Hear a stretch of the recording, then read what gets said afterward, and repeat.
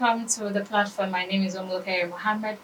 The platform is a program where we talk about the important things that are surrounded the political culture of our people, voter turnout, youth education, and most importantly, we get to talk about the people that are in the forefront of the election. Today, I have with me the honor of the Social Democratic Party entity. With me, I have the Chairman Social Democratic Party, Alhaji Shehu Musa Gabam Makaman Tilde.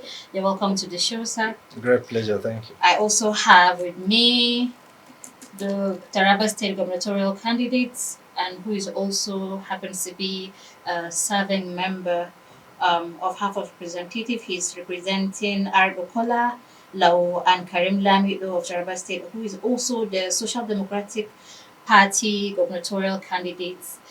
Honorable Ella Difedu, you're welcome to the show, sir. My pleasure. And with so much joy and proud, I have a woman who is running for Abia, who is, I hope that Abia people from Abia State are watching right now and they will do right to their state by electing also a gubernatorial candidate of the Social Democratic Party. I have here Apostle Dr. Ngozika Johnson Obunike. You're welcome to the show, ma'am. Thank you so much. I'm so honored to have you in the studio and I'm a proud hen right now. Thank you. Thank you. So we're going to be talking about the planning and preparing of election, voter turnout, and what youth or Nigerians as a whole should be expecting from the Social Democratic Party. So I would like you, sir, the chairman of the party, to give us a lay foundation of how prepared is Social Democratic Party to the coming 2023 election. Well, thank you very much. Let me say that all parties were guided by the 2022 Electoral Act, and we followed the processes from the congresses to primaries to the emergence of all the candidates and submissions of all the candidates to INEC. And subsequently, INEC published the list of all successful candidates. Here with me, among the successful candidates that passed through the INEC processes and emerged as a candidate of their various states as gubernatorial candidates. So all over the country, our candidates have passed through the process, have emerged successfully without any issues. And we have not had any issue with INEC in terms of submissions throughout, from the position of president to the position of the state assembly. So far, we comply with the law to ensure that we are free from litigations or unnecessary ambiguities. We are happy that the modern INEC have been very thorough, very sincere, and they are very transparent in their communication with political parties. So we must give them kudos for creating a very conducive environment for parties to comply with the transparent process and ensure that they understood what the new Electoral Act entails, the 2022 Electoral Act, which is very complicated. Both the parties and INEC are studying the Electoral Act, and we are working harmoniously to ensure that we have a free and fair election. So, Dr. Man, the chairman has just talked about how the party has done its bit in making sure that it has communicated well. Excuse me. You need water? No, it's okay. Okay. How the party is preparing well for you and how it has made easy for the candidates to have a smooth run towards the primary election. So can you share with us your experience in the whole process? We're all talking about youths these days. Yes. And I was telling somebody that I'm a political youth. So I'm going to give another definition. Because I was going to ask you that. We have the normal youth about biology, but I'm a political youth because I've never run for any electoral position in Nigeria. Before? Yes. I'm a greenhorn in politics, and I could not have come this far without the good support I've had and enjoyed from the party, the Social Democratic Party. And throughout the time of the primaries and the convention and all the registrations of the INEC, they really guided us on what to do. And such confidence which they have put in me, going through the screening process and everything, equally encouraged me to then go down to Abia State to start doing the much I can to also promote my party. So the Social Democratic Party, yes, is an age-long party. It is well grounded. And people at times think that we don't have structures and structures. No, it is well grounded. And their policies are very, very clear. And as for supporting me, a female coming up in Abia State, it has also been a pace setter because all the other political parties now, about 4 of them nominated females to be their running mates. So social democratic parties has really done a lot. Even though we've not run for the election, it brought a lot of light in Abia State. Thank you. So, sir, coming to you now. Unlike Dr. Ongozike, you are not a greenhorn in politics.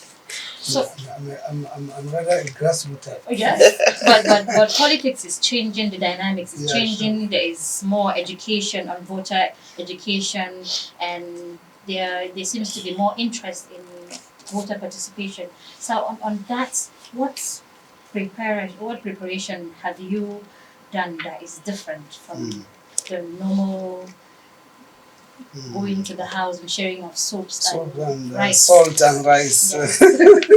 That we usually have. Well, first of all, I want to give kudos to the Social Democratic Party pioneered by Alhaji Shehu Gaba for setting up a fantastic pace for us in this aspect, at least to set the ball rolling for us, and everything is set in the various states, more especially in my state. And Taraba State, we are well prepared.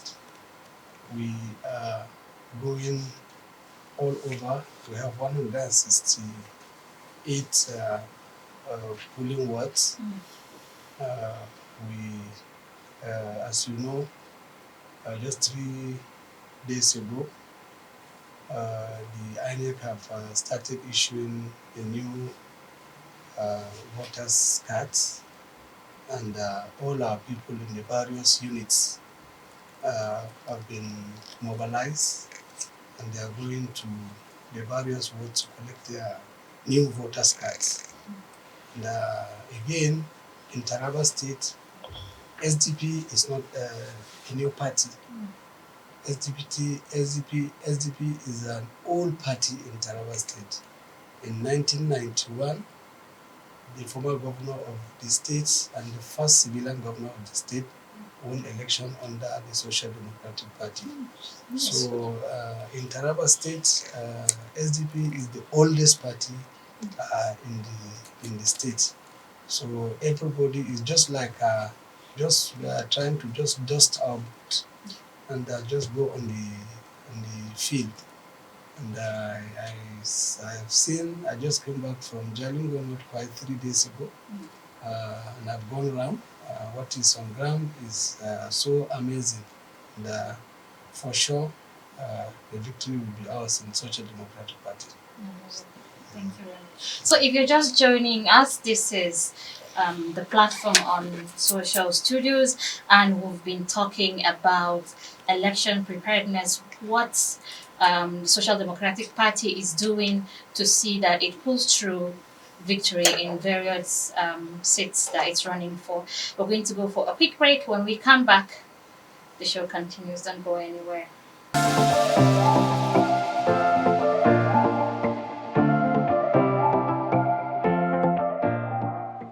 You're welcome back. This is the platform on Social Studios, and like I said earlier, we've been talking with the Social Democratic Party on their preparedness on the coming 2023 election. So, Chairman sir, I would like to know if the Social Democratic Party has a harmonious strategy, or let me say a general program that it's for the states, especially for those running for gubernatorial election. Social Democratic Party has one of the best manifesto that any party can be proud of, and we challenge anybody to present their own. A lot of intellectuals, professors, academicians went through and came up with the SDP manifesto. Series of educationists, political actors, field officers imputed into our manifesto. And as attested by Chief Otedo Peter Said when he was asked why he joined SDP, he said SDP have the best constitution, that he have read through all the constitutions of the party. SDP has the best manifesto, they have read through all of it. SDP manifesto can drive the country to a modern nation. Yeah. We have accommodated all the peculiarities, all the expectations, and the futuristic plan for Nigeria. We have accommodated the scientific aspects of our economy, the creativity, the economic empowerment, conducive political environment to attract investors or capital flood into Nigeria, and also how to change the very weak educational policy, the health sector, and of course creating an institution that is responsible for creating skill acquisition programs to reduce level of unemployment, to generate self-sufficiency or self-employment throughout Nigeria.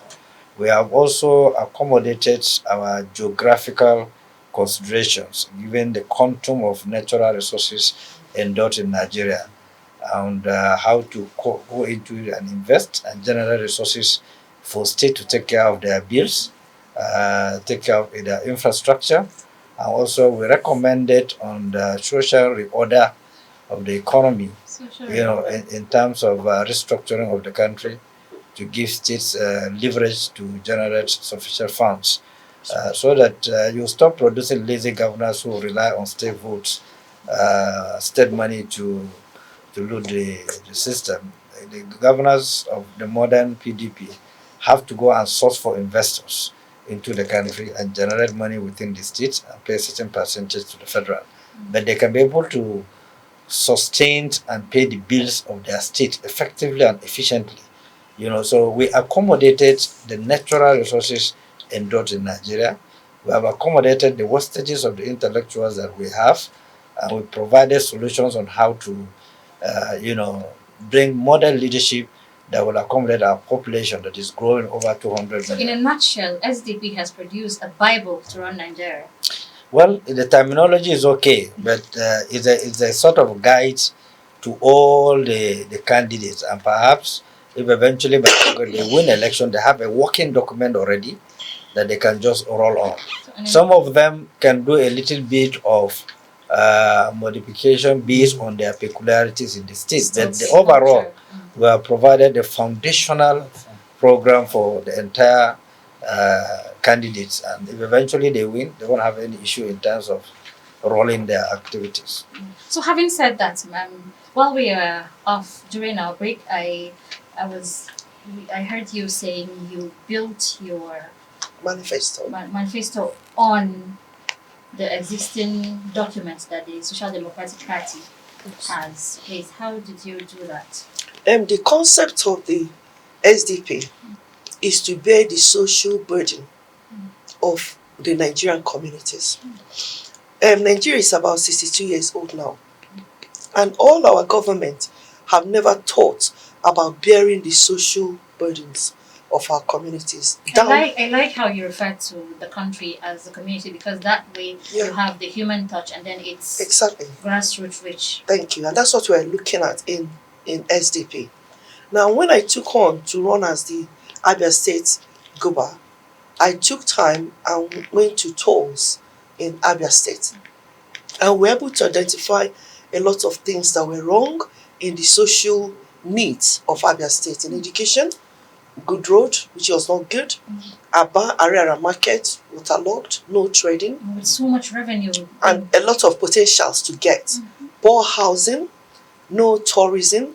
Then when I now matched it with what the principles and ethos that are built into the SDP manifesto. and you can translate it to any state, and then have that idea and that heart that if you capture rural development, you will be able to tear down that need of urban migration, and then you'll be able to generate growth from the rural communities, make the life of the people to be something, better, and then attract more people who have gone to the urban areas to also return and build up a stronger community. That is what we're aiming at doing in Abia State. So, sir, following on that, based on what the chairman have explained on the existing manifesto of Social Democratic Party, it's based on my understanding, it shows that it has given room for local government autonomy. Is local government autonomy something you would consider when you become governor of Taraba State? Well, fortunate enough, I was a commissioner for local government and chieftaincy. Congratulations. So I know that You understood the abuse of power. the abuse of power is something that I know very well. And just like the chairman has already said, the Social Democratic Party, have already laid down a very good foundation, for any other person, any other governor that happens to be governor to key into it. In Taraba State, if you look at the manifesto, Social Democratic Party, all tourism, agriculture, Healthcare. infrastructure, healthcare, all has been captured very well in it. In Taraba State is a state where I tell a lot of people that Taraba is a state where if you bury your hand in Taraba soil, it will germinate because of the fertility of the land in Taraba State. And Taraba State is the only state in Nigeria that will have over 100 tribes. Yes. Different tribes.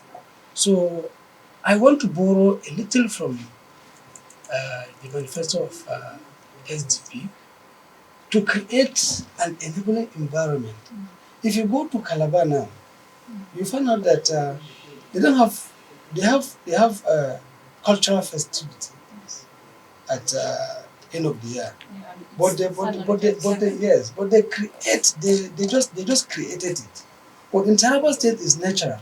All these over 100 tribes, they have different culture, different food, and their lifestyle is completely different. Different dialects. So you can understand if we are going to line up these people in Taraba State and invite the entire world to come and see this thing. It's going to be a jamboree in Taraba State. That is one. And the best yam in the world is in Taraba State. Oh, yes. I was going to ask you after the show, but now that you brought it up, did you bring yam? The best yam in the world is in Taraba State. And it maintains you to know that the highest point above sea level in West Africa is in Taraba State. It's called Chabalwadi.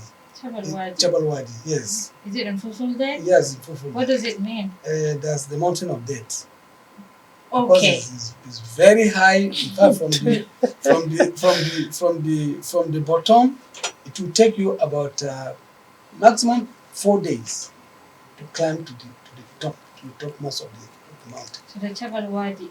Yes. Why would someone want to go up and die? I don't know. so tourism alone in Taraba State, just like the chairman said, is enough to generate enough money. You can't even look at the federation account. Yeah, the policymakers would want us to call it revenue. So it would be enough to source revenue. Well, to source revenue, yes. But I want to assure you that the SDP National Secretariat have already finished the work. The only thing that state governor, SDP governors were going to do is just to fix in to suit our own different states. Yeah, to make it your own. Yes. Yeah, Just that's like all. my very, very coming boss Yes, have said. I can be part of Yes. Thank you. Even in my team, we have people, worthy Nigerians, part of my campaign council. So it doesn't have to be only Abia State people. Okay. And we also have a manifesto for tourism, culture, and industry for Abia State. Tell me about Worthy Nigerians. How did you come about it? Worthy Nigerians. You see, I schooled in Benue State. I was at Federal. You should have a relationship. I was at Federal Government Girls College in Boko. And during my time, you could travel in many places in Nigeria. And students who go on these, our big buses, from the middle, we travel up north. So in school, I was able to travel to Sokoto, Kano, Kaduna, Maiduguri, and it was so exciting. And the girls from this north will travel down south to know Enugu, Port Harcourt, Aba. But now that all these security things have happened, I feel so sad. I think you're talking about the exchange students program that we Apart from that, as well as excursion, you know. Oh. But now students don't have that chance to go. So my desire, my desire is for us to return to a sane society with law and order, with people having that joy of being Nigerians. And that de-tribalized me in a lot of ways, because most of my supporters, even as running for Abia State, all my FGGC Boko girls. Oh. They've been encouraging me. Some of them are. I am FGGC too. Oh, good. Now I get the connection. So that's why I say worthy Nigerians. Yeah. Because if we fix our communities, everybody will not be looking at what divides us. We'll rather be looking at what's uniting us. So I think I'm that's going a to- rather to what she have said. Since the country is facing diversification Yes, sir. from oil, probably to agriculture and tourism. Tourism is the biggest source of revenue of any country on earth. Yes. Dubai is a tourist country. Yes. Egypt is not an oil country, it's a tourist country. Tourist. Most of the countries that are doing economically very well today invested into tourism. For instance, if you look at Yankari was first on the map of Africa from Bauchi Streets. Yeah. It's a valley. You can make it like a center of tourism in the entire West Africa. If you join Yankari and Taraba in tourism sector, Yes, we have Nigeria Nigeria will become a tourist attractive center. Yes. People will be saving money to come for holidays and so on and so forth. Once the environment is conducive, you know, it will accommodate as much traffic as possible to generate revenue almost on every quarterly basis. Yes. So that is why we captured this tourist sector, and we feel that it's a major source of re-strengthening, re-strategizing, and reorganizing the country in terms of generating economic base and creating more employment. It's a self process of generating employment, you know, because it creates a lot of job for a lot of Nigerians and communities and so on and so forth. And with the quantum of mineral resources we have available, my local government in Bauchi, once it is raining, you see particle of gold running. You know, and there are so many states like that. Yeah. Yes, Oh. Nigeria is the richest country on So I earth. know where I'm going to do it. Nigeria is the richest country on earth. I've been to so many countries. It's very unique. It's God given. It's just that we need to put our act together and put our talent to drive the country.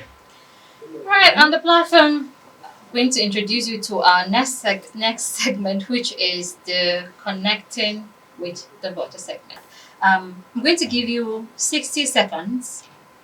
60 seconds to connect to your voter. So imagine you have 1 million people from Abia. I'm going to start with you, Professor Nguzike. I would like to connect with your voter in 60 seconds and tell them why they need to elect you governor of Abia State.